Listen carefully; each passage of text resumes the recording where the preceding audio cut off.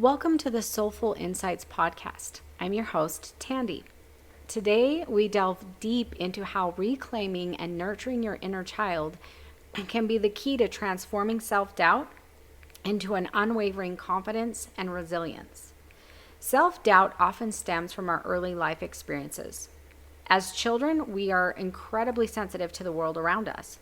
Negative experiences during these formative years can create lasting impressions that shape how we view ourselves, how we view our capabilities, how we show up in relationships, and even how we show up in our everyday life. So I'm going to give you a couple of examples of what this might look like in your life right now. So you may find yourself in a never-ending loop of self-sabotage in everything you try to accomplish in your life. You may have a really powerful inner critic that you struggle to silence. You may find yourself sabotaging intimate relationships. You may start projects and never finish them. You may spin in overwhelm all the time. You may feel like you're just going through the motions in life. You may find that you're very emotionally disconnected in the relationships that you have, whether that's with a significant other or your own children. The list goes on and on and on. But the point is that a lot of the self-sabotaging negative thoughts and behavior patterns can be traced to the programming you received as a child or even as a teen. And what I mean by programming is really that your view of yourself and the world around you is shaped by the perceptions and views of others around you when you were a child or a teen. So if your parents were perfectionistic, and you felt like you could never live up to their standards. If your parents always talked negatively about themselves, you may have learned that maybe this is how you're supposed to think about yourself. If your parents constantly complained and always saw everything from a negative worldview, you may have unknowingly accepted and adopted that same worldview, and so you constantly have this negative view of everything that happens and even a negative view of your life. It may even be more difficult experiences than these, such as you may have experienced verbal or physical abuse in your early childhood or teen years, and this can also have a profound impact on how you show up in your life. Inner child healing is about clearing away all the programming from your early life so that you can bloom and become who you were truly meant to be. So you can become who you truly are. It allows you to truly connect with your higher self, to find your true divine nature and finally let go of the stories that you tell yourself, the stories that you live out of from the programming or the trauma of your past. This is where inner child healing becomes pivotal. By reconnecting with and healing your inner child, we address these foundational experiences, reshaping our self-perception and dismantling the doubts that hold you back. Many people don't even realize how profoundly their experiences as a child hold them back in their adult life and prevent them from finding true purpose and joy in their life. I have had several people tell me that they had a happy childhood. They didn't experience what they would consider trauma, so they really don't feel like they need any inner child healing. While it might be entirely true that they didn't experience any difficult things in their life, it doesn't mean that there were not unhealthy dynamics that may have led to certain beliefs or thoughts or patterns that you might have about yourself. So, or even just in your life. For example, one woman that I worked with that did have a happy childhood, as she described it. But she struggled immensely with poor body image, and it dramatically impacted her relationships and how she showed up in life. She really, at the basic level, just wasn't very happy, and she had a poor relationship with herself as well. And as we peeled back the layers, we found that both her mother and her father would make comments about women's bodies all the time as she was growing up. They would make comments about women's weight. They would make comments about feeling bad for a husband whose wife was overweight or quote, unattractive or whatever. Her mother was obsessed with being thin and looking a certain way. And there was just this constant underlying messaging that a woman's value came from what she looked like, what she weighed. And this thought patterning that she received as a child caused a painful belief that her worth and value as a woman was directly related to her weight and how, quote, pretty she was. So as you can see, it isn't just about abuse or living in a dysfunctional home, which of course those obviously we can see that that's going to create some negative patterns in your life. But negative thought patterning can happen in a lot of situations, and it's important to be able to peel back those layers to discover these patterns so that you can heal from them and find freedom from the painful narratives that they're creating in your life. Why is inner child healing so crucial? It allows you to live more intentionally, steering clear of the autopilot mode driven by past traumas or unhealed wounds. It empowers you to overcome self-sabotage, which is a common barrier to personal and even professional fulfillment. By healing these early parts of yourself, we cultivate self-confidence and resilience and make it easier for you to face life's challenges with a robust and rejuvenated spirit. Nurturing your inner child paves the way for true happiness and peace in your life and in your relationships. It enables you to form healthier connections, communicate more effectively, and love more openly. When you understand and heal your inner child, you learn to act out of love and understanding rather than fear and insecurity. And as you can see, it's very obvious that when we are operating out of fear and insecurity or out of these negative patterns, relationships are impacted. Your relationship with your own children, your relationship with a significant other, your relationship with your parents, your relationship with yourself is profoundly impacted. And so when we are able to help you move through a lot of this patterning and these negative thoughts, negative habits, negative behaviors, you're able to love more openly. You find that self-confidence, that inner strength within you that allows you to live more intentionally, and you find happiness, fulfillment, and joy in your life. So one of the techniques that I use with a lot of my clients is a guided meditation and visualization technique. And this technique assists them in identifying these defining moments in their life that have created negative thought patterns or behaviors. And it's a very gentle approach. They don't have to, remember entire situations or talk about traumatic events or even give me any information about what happened, because this is not therapy, right? So we're not causing triggers. We're not bringing up old wounds and talking about or trying to do any of that. But we can hold that little girl or that young woman and give her the love and support that she needed at that time. Tell her the things that she needed to hear. And as we work through this process, I allow my client to express in their mind any feelings that they need to release at that time. And the only communication that they give me is when they are ready to let go of that situation and detach from the negative emotional hold that it has on them. And sometimes it takes multiple sessions. It's completely designed around you. Sometimes there's a lot of emotion behind something. We aren't rehashing it. We aren't reliving it. Basically what it is we allow you will kind of scan, and there will be an age that comes up. And my client will just, 8 years old. That's the only thing they say, because they are thinking in their mind as I'm guiding them, and they'll say, the age that's coming up is 8 years old. And I'll say, do you know what happened at 8 years old that may have, had an impact on you or a defining moment at that age? And they say, yes. That is the only thing they say to me. We don't go into any more detail. I'm not going to ask you, oh, was it abuse? Was it this? Was it that? We don't even go into it. They're like, yes, I know what it was. And then we can go through emotional processing, and we go through certain techniques of working through that.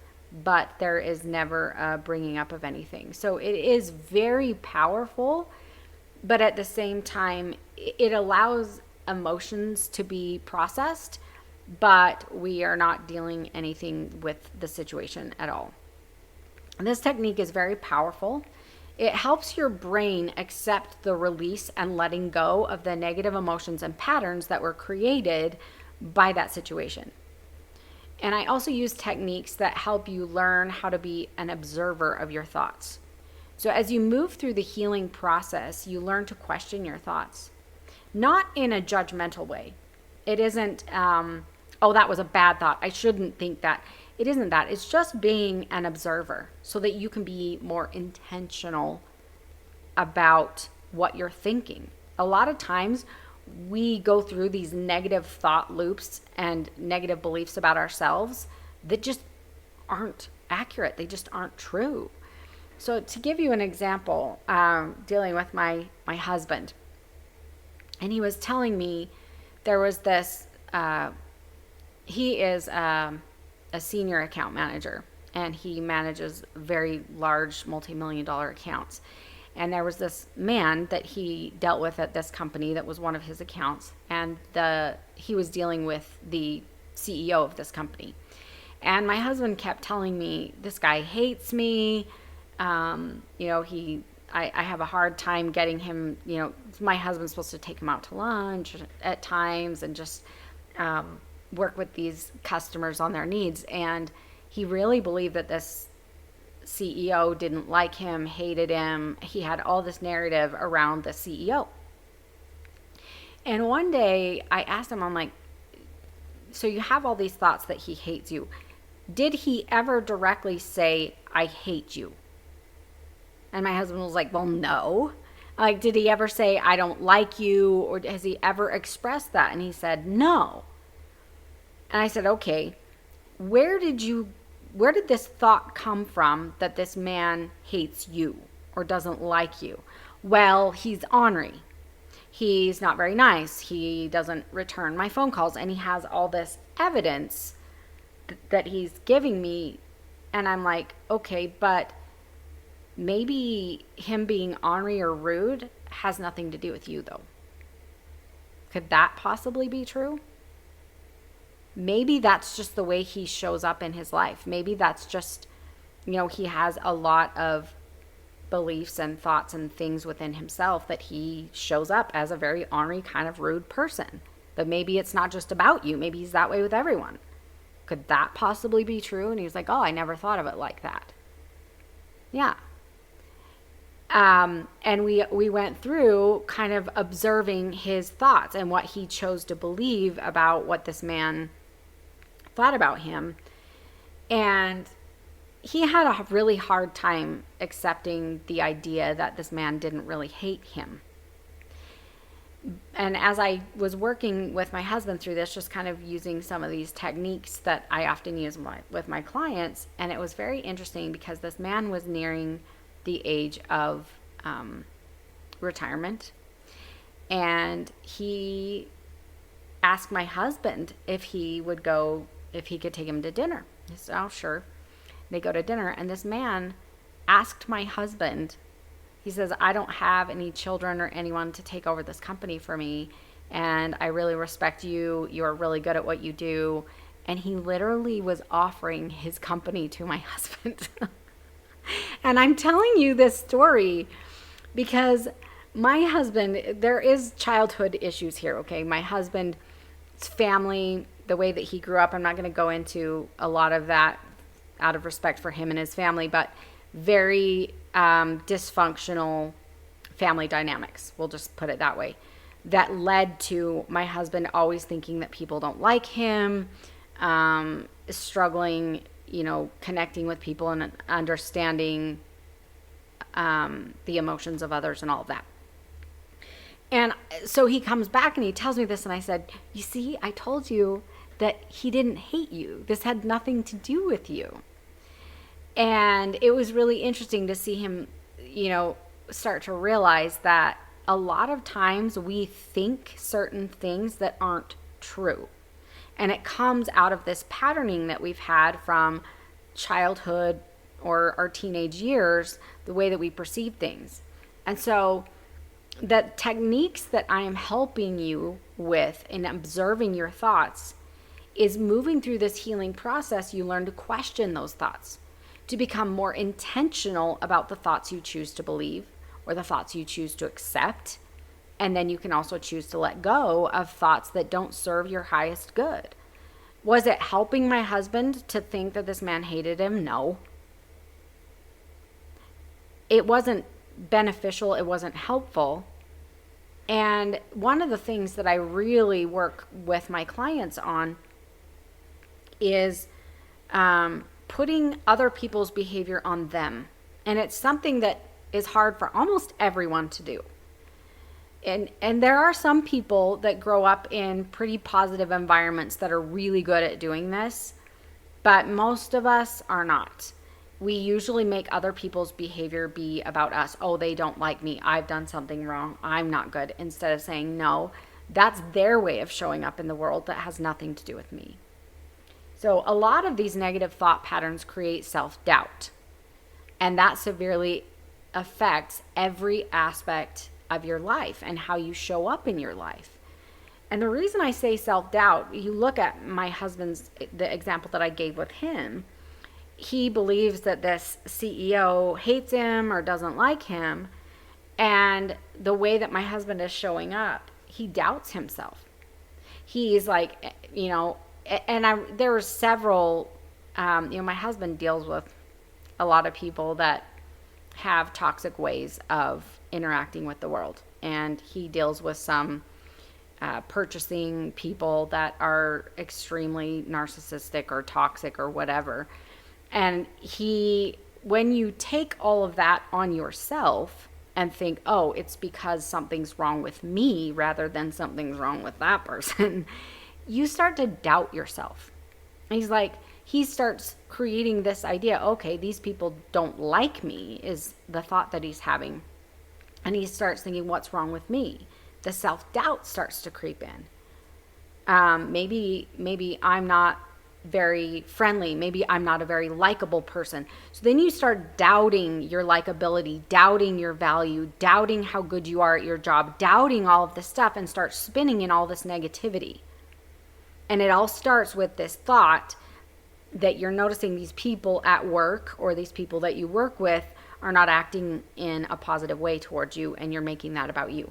And this happens to a lot of people, and a lot of it does come out of these childhood narratives that were created for us. But this self-doubt oftentimes shaped during early childhood, maybe your teenage years, through the messages that you received from family, friends, society. Some people, this comes out of experiencing bullying in their elementary school or junior high or even high school, that it creates this narrative that something was wrong with you. When in reality, if you were experiencing bullying, that was about the bully, not about you. And I know that it's really hard for us to separate that. And that's what we're working through in inner child healing and through this intuitive coaching process, is this life coaching process, is we're helping you untangle yourself from the thoughts and behaviors and actions of people throughout your life. What that person was doing has nothing to do with your value, has nothing to do with you. And that self-doubt that we get, that the negative thought patterns and beliefs about ourselves is all entangled in this. And dealing with some of my clients, I have a client that I dealt with who grew up in a very emotionally sterile family environment. Nobody showed emotions. There was not a lot of laughing. They didn't really know about each other's lives at all. And this created a lot of issues in relationships, because when you don't learn as a child when you see, a brother or sister who is being bullied, or a brother or sister who is struggling with something in their life, and you see their emotions and you see how it's handled, and you learn to have empathy, you learn how to connect with emotions. This emotionally sterile environment made this person terrified of emotions, absolutely terrified of any emotion, anger, someone crying. They would just absolutely disconnect and try to just go inward and run away from any level of emotion. You can see how that doesn't seem to be like a really big deal. Oh, you grew up in a family that didn't ever show very many emotions and never really talked or interacted so that you could learn to form relationships. It's nothing major, it's not abusive, but it created a lot of issues in life. And those are things that we're trying to untangle, these beliefs that, even just belief that emotions are scary or frightening. And this person over time has been able to learn to connect in relationships, and it has created the most beautiful, intimate, connected relationships that have been fulfilling and joyful, where before they were very disconnected and relationships weren't as fulfilling. So there's so much that can be done by questioning these thoughts and patterns that we learned in our childhood or young adult life. Your childhood and adolescence are very formative years. It's when you're molding your sense of self. It's also when you're most vulnerable to the opinions and feedback from those around you, or even just the environment that you're in the home. It doesn't have to be abusive even. It can be, and that's obvious. But there's a lot of less obvious things. Not all messages that we receive through childhood and those formative years are empowering. And some of them, even though they're subtle and unintended, can sow seeds of doubt that may grow and persist into adulthood. Consider the child who's consistently told they're too sensitive, or you're too quiet, or you talk like a baby, or the teenager who's criticized for their interests or their academic performance. Some parents expect their child to be a lawyer or a doctor or something that they value, and the child is artistic and creative. And so they're constantly being criticized. No, you can't make it as a musician. You can't make it as an artist. These are not valid. We want you to be something else that we value. That can be very damaging. These messages might seem minor, but they can significantly impact how we view our capabilities and worth. And they set a narrative in our minds that we aren't good enough, that we're not strong enough, that we're not smart enough to pursue our dreams or stand up for ourselves or even live our dreams. So I'm going to give you another example of myself. I was raised in a high demand religion where I was told that I should not put off getting married or having children to pursue a college education. That my highest calling in life was to be a wife and a mother, and that would be the most rewarding thing I could possibly do in my life. And I had a lot of dreams and aspirations as a young teenager. I loved learning things. But because of the conditioning of my high demand religion, I only finished one semester of college, and I was a stay-at-home mom, and I loved my children, and I loved what I was doing. But there were a lot of times where I struggled feeling isolated and alone, and sometimes feeling worthless in the sea of diapers and laundry and toddler tantrums and lack of sleep. I wasn't finding this rewarding, fulfilling experience that they told me I would. But I loved raising my children, and I loved my children, and I immersed myself in it and kind of just tried to shelf some of those feelings, because you're told that you shouldn't feel that way. You should feel fulfilled. It should be rewarding, But when my children were grown and moved out, I was in my early 40s.